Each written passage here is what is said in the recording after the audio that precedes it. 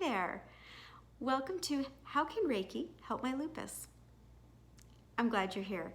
We'll spend the next little bit of time talking about what is Reiki, what does a Reiki session look like, and exactly how does Reiki help lupus. But first, I feel like I should introduce myself a little bit.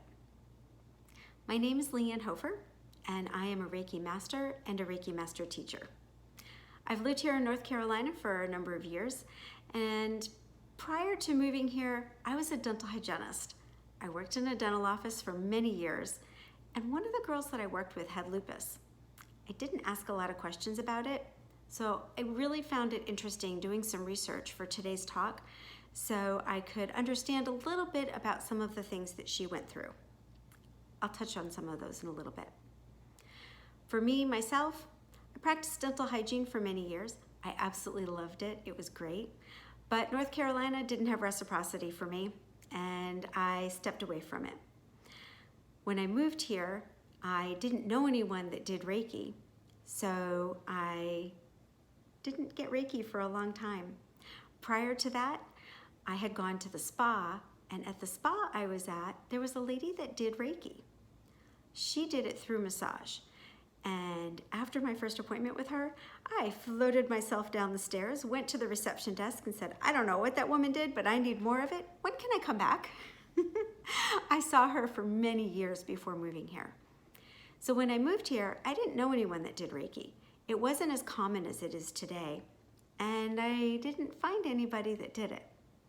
Then a girlfriend called me up one day and said, I'm gonna learn how to give myself Reiki. Do you want to come take the class with me? And I thought, this is perfect, absolutely. So I went and took the class with her. After playing with the Reiki and doing Reiki to myself and to my family and learning a little bit more about it, I decided that I needed to know more. So I pursued all of the training all the way to the end, and that's where master training is. I'm a Reiki master teacher because I have taught Reiki, I've taught every level of Reiki, and I have a number of students. It's been truly a blessing and a journey, and I've enjoyed it very much.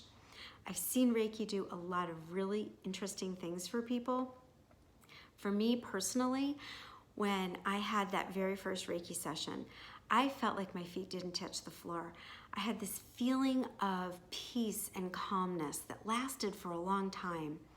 And on the way home, I remember being in the car thinking, this is so amazing. I feel so loved.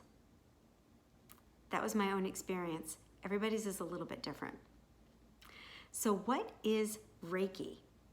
That's a great question because I had no idea.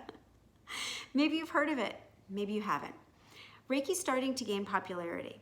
It's something that you can find a lot easier now, and if you do a Google search, you can probably find a Reiki practitioner really close to your area.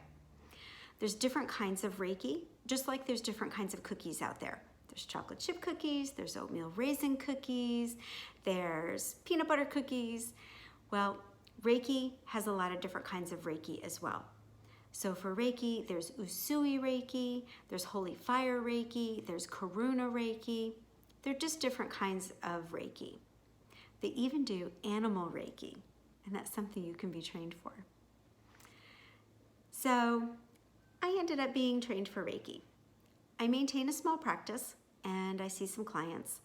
And then I have a training practice as well, where I train people a couple times a year. I run some classes. It is really beautiful to watch someone's light bulb go off when they learn how to use Reiki. It's fantastic. Okay, so what is Reiki? Reiki comes from the Japanese kanji, which are those characters that they draw. Well, it turns out that when they draw those characters, each of the character means something a little bit different. So a wavy line means something different from a straight line. Well, the word Reiki, when it's written in Japanese, is two symbols. The first one, Rei, means innate wisdom. And what that is that's the wisdom that's already known. It's the wisdom that you know. Your body knows to take a breath. Your body knows to blink your eyes. That's innate wisdom. Your body knows to heal itself. That's innate wisdom. Right? How many times have you gotten a splinter or, you cut yourself and you put some stuff on it and then you put a Band-Aid on it and it healed? That's innate wisdom. Then there's ki, And ki is very similar to the other words that you may have heard, like chi or prana. That's that energy that we talk about, that body energy. The good news is that with the popularity of a lot of these things coming forward, you are going to start to find more Reiki practitioners, and they'll be easier to find one. So if you're curious, I highly recommend finding someone. Okay, so that's what Reiki means. Reiki means universal energy. So if we kind of put it all down, universal energy or the wisdom of energy, those are kind of the words that we use to explain Reiki. Reiki was founded by a Japanese monk. Reiki as we know it was found by a Japanese monk. And it's all about promoting relaxation so the body can work its own magic. It's very cool. So Reiki, when you have a session, it helps your body to do certain things. And this is where Reiki can really help your lupus. I found for myself that when I have a Reiki session, I get some insight into how am I feeling, where am I feeling things, and sometimes even some emotional stuff will percolate up. When I was asked to do this talk, I didn't know anyone that had lupus. So I had to call a friend who has lupus, and I asked her, what is it like when you have a flare? What is it like when you're in remission? Because I had done some research and I learned a little bit about it, but I wanted to talk to somebody who actually lives with lupus. And she said that sensitive skin, brain fog, really painful joints. Sometimes it even affects other parts of the body. And I sit here totally in awe of all of you to get up every day and put your fresh face on and just go forward. And truthfully, you are my heroes. Well, I ended up doing a Reiki session for my friend because I wanted to see what was the difference before Reiki and after Reiki. And she told me that it was like someone had taken the dial of the pain and turned the pain down low enough that she was able to take a breath. I hope that helps a little bit. So Reiki works with the meridians of the body. So if you look up acupuncture or acupressure, they usually have a diagram of the body with all these little lines going through, and there's different points that affect different areas of the body. Reiki works somewhat similar to that, but outside the body on the biofield. The biofield, frequently referred to as the aura, is that energy that surrounds us. So when we talk about the energy that surrounds us, there's a group out there called the Heart Math Institute. They're pretty cool people. So what they did is they did some studies and found that the heart sends out an energy field 6 feet around our bodies. And our brain sends it out a few inches. How interesting is that? So have you ever sat in a meeting or been in church or been in a restaurant and you're just sure somebody's looking at you and you look over your shoulder and there's somebody looking at you? That is your biofield interacting with theirs. Isn't that interesting? So when we do Reiki, a Reiki session works in that biofield, removing any blockages, making things smooth, and it allows your body to go into a deep state of relaxation. So typically, I would start a Reiki session, and I think we should talk about that. What does a Reiki session look like? Because now you're kind of like, well, she's talked about massage, she's talked about this biofield. Well, the beauty of a Reiki session is we don't have to touch, especially if your skin is sensitive. So just like any other practitioner, we have a conversation, we take a look at what are your points of discomfort, what are you looking to get out of the session, are you sensitive somewhere, and then you can either sit in a chair or lay on a massage table. Either way, you stay clothed, you don't take your clothes off, or at least not with me, and the only thing I would have someone take off are their shoes. That's it, that's all you take off. And then as you sit there, the first thing that we do is we do a breathing technique to kind of calm the body down. Would you like to try one with me? We can do one. So this one is super simple. So what I'm going to ask you to do is to just sit with your legs uncrossed and your hands and your arms uncrossed. So don't sit like this. Uncross your arms. And as you sit there, you can close your eyes and just listen to my voice. You can stare off at something and let your eyes go soft, or you can just continue to watch, whatever works for you. So what we do is we start out with breathing.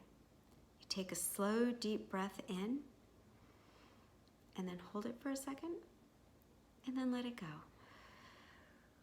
And then hold that for a second, and then breathe in. Hold that for a second, and breathe out.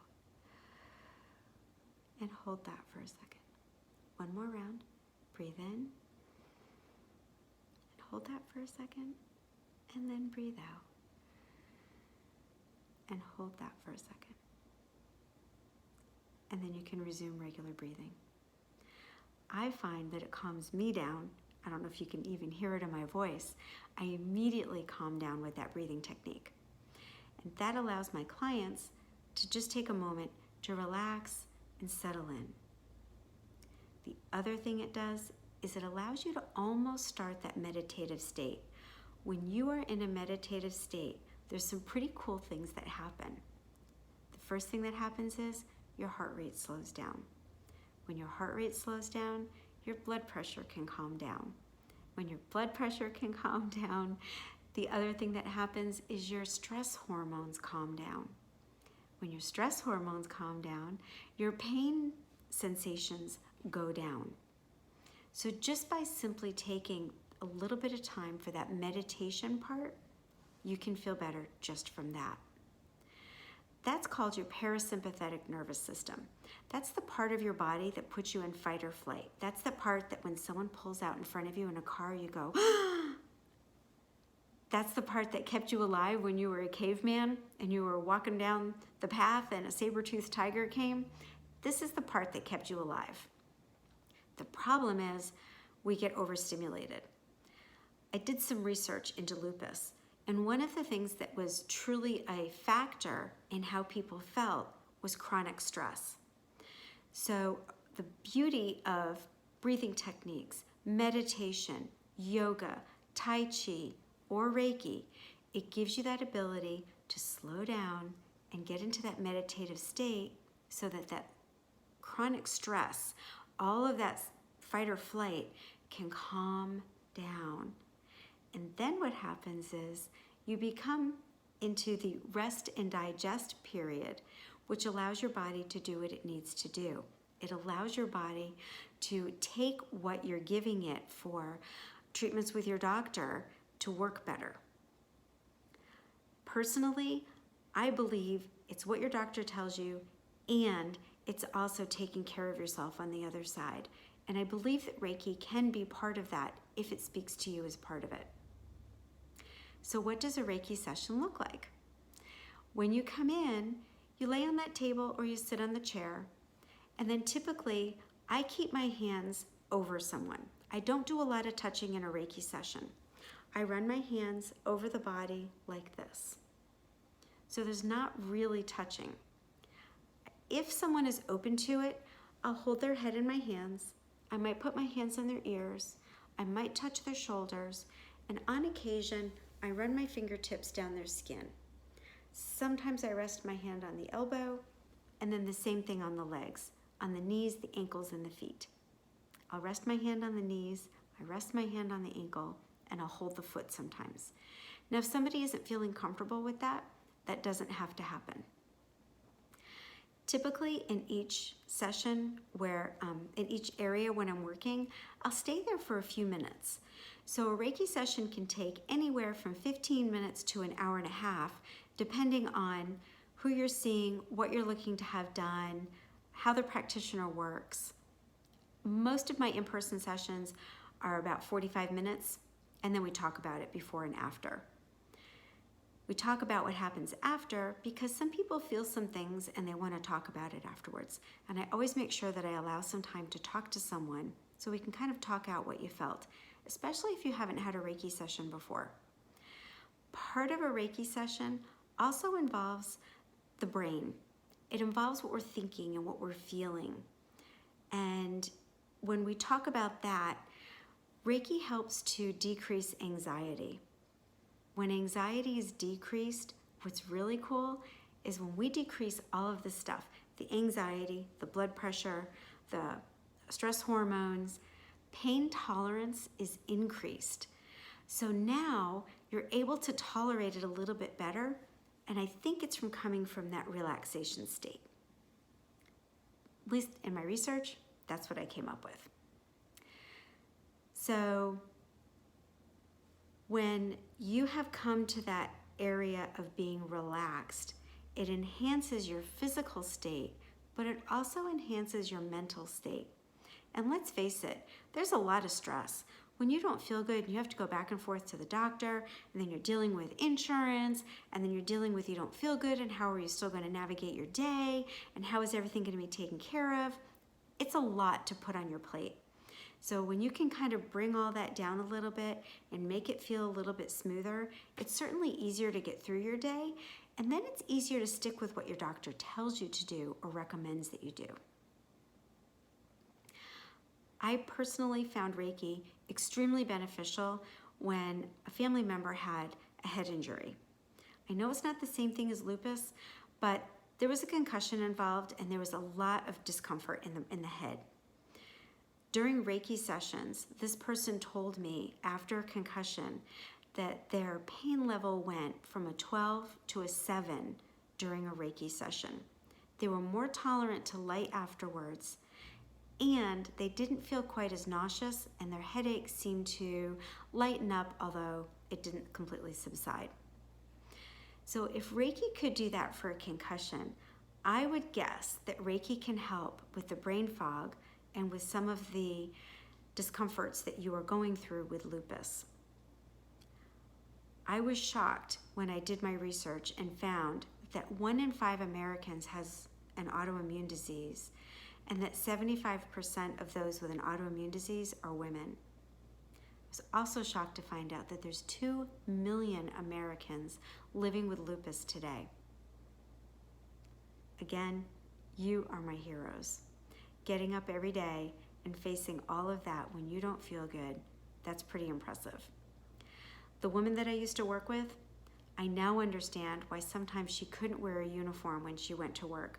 I think it was because her skin was so sensitive. She probably couldn't tolerate all of the seams that were on our scrub shirts that we wore back then, and some of the buttons and the tags that were inside. I also now understand that with incredible joint pain, she probably would have benefited from someone actually laying their hands on her joints and touching them and just loving on them. Imagine how good a mom's hug feels when you don't feel good. Reiki's kind of like that. It makes you feel good. So in the end, Reiki can definitely help. It helps you to calm down on the body level. The actual physical body is going to calm down. It's going to get into a state of rest where it can do what it needs to do, taking you out of that stressful period. As far as energetically, it helps to move the energy around in your body where there are blocks. Anytime that energy is blocked, that's where we find someone with discomfort. So that discomfort can be alleviated through a session of Reiki. Reiki is an energy technique similar to many others that are out there. You can find Reiki in many studios today. You can find Reiki involved in yoga. You can find it infused into jewelry. Reiki's out there, and it's very interesting. I hope that I was able to answer some questions for you today. I hope that that helped to explain a little bit about how Reiki could help with lupus. And I hope if you're intrigued that you look up and find a Reiki practitioner somewhere in your area that could work with you, and you could try a session and see how it works. I found that modern medicine works really well when we infuse some of these things with it. Some of these things are Reiki.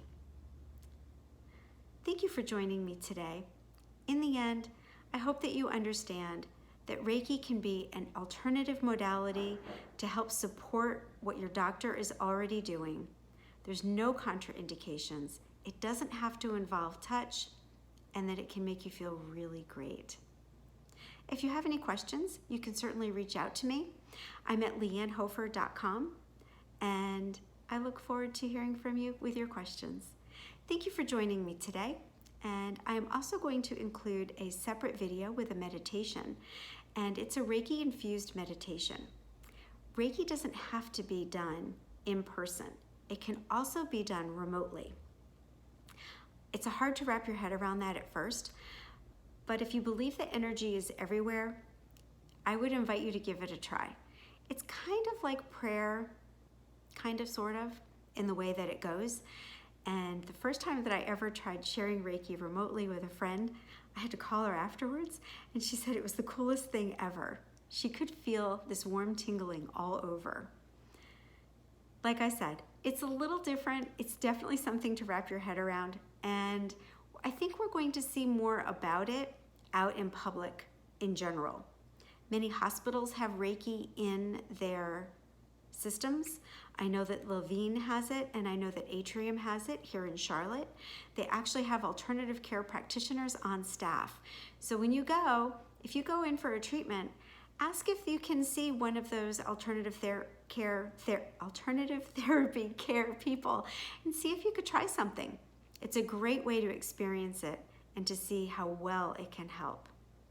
If the doctors are putting it in the hospitals, there's definitely credibility to it and worthiness for it.